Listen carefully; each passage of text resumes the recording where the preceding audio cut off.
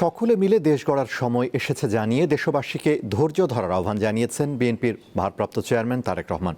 বৃহস্পতিবার রাজধানীর ৩০০ ফিট এলাকায় গণসংবর্ধনা অনুষ্ঠানে তিনি এই আহ্বান জানান। যে কোনো মূল্য দেশের শান্তি শৃঙ্খলা রক্ষা করতে হবে বলেও জানান তারেক রহমান। বীরের বেশে দেশে ফিরেছেন বিএনপির ভারপ্রাপ্ত চেয়ারম্যান তারেক রহমান। মাতৃভূমিতে পা রেখে আবেগে আপ্লুত হয়ে পড়েন তিনি। বিমানবন্দর থেকে সবার আগে বাংলাদেশ লেখা একটি লাল সবুজ বুলেট প্রুফ বাসে রওনা হন তারেক রহমান। রাস্তার দুপাশে হাজারো মানুষের ভালোবাসায় সিক্ত হন তিনি। বেলা ৩টা ৫০ তিনি গণসংবর্ধনা স্থলে পৌঁছালে পুরো এলাকা স্লোগানে স্লোগানে প্রকম্পিত হয়। অপেক্ষা, স্বদেশে ফিরেছেন বিএনপির ভারপ্রাপ্ত চেয়ারম্যান তারেক রহমান। নিজ জন্মভূমির কাছে, নিজ মাটির কাছে, নিজ মায়ের কাছে এই ফেরা। ৩৬ জুলাই এক্সপ্রেসওয়ের সংবর্ধনা স্থল ও আশেপাশের এলাকা জনসমুদ্রে রূপ নেয়। সামাল দিতে হিমশিম খেতে হয় আইন শৃঙ্খলা রক্ষাকারী বাহিনীর সদস্যদের।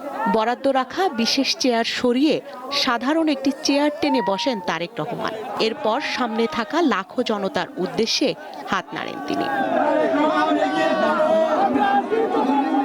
৩টা ৫৮ বক্তব্য শুরু করেন বিএনপির এই নেতা। প্রিয় বাংলাদেশ,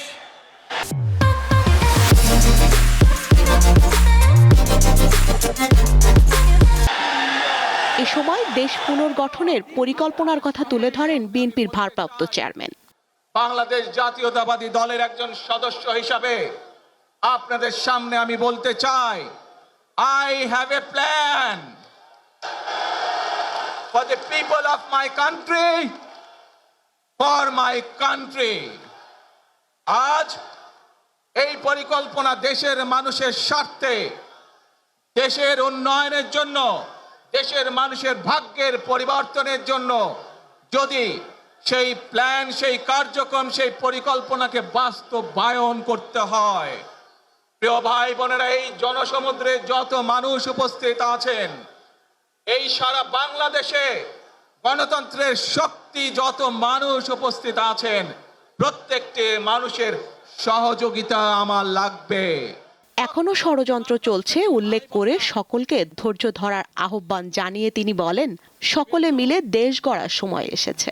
আধিপত্যবাদ শক্তির গুপ্তচরেরা বিভিন্নভাবে ষড়যন্ত্রে এখন লিপ্ত রয়েছে। আমাদেরকে ধৈর্যশীল হতে হবে, আমাদেরকে ধৈর্য ধারণ করতে হবে।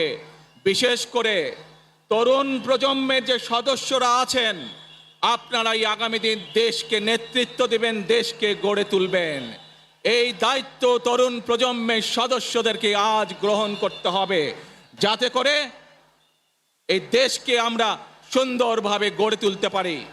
আমরা সকলে মিলে এই দেশকে নেতৃত্ব দিয়ে আমাদের বাংলাদেশের জনগণের প্রত্যাশিত সেই বাংলাদেশকে আমরা গড়ে তুলতে চাই। আমাদেরকে যে কোনো মূল্যে আমাদেরকে এই দেশের শান্তি শৃঙ্খলা রক্ষা করতে হবে। যে কোনো উস্কানির মুখে আমাদেরকে ধীর শান্ত থাকতে হবে।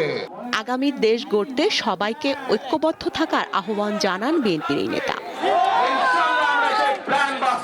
স্বস্তিকা সিংহ, দীপ্ত সংবাদ, ঢাকা।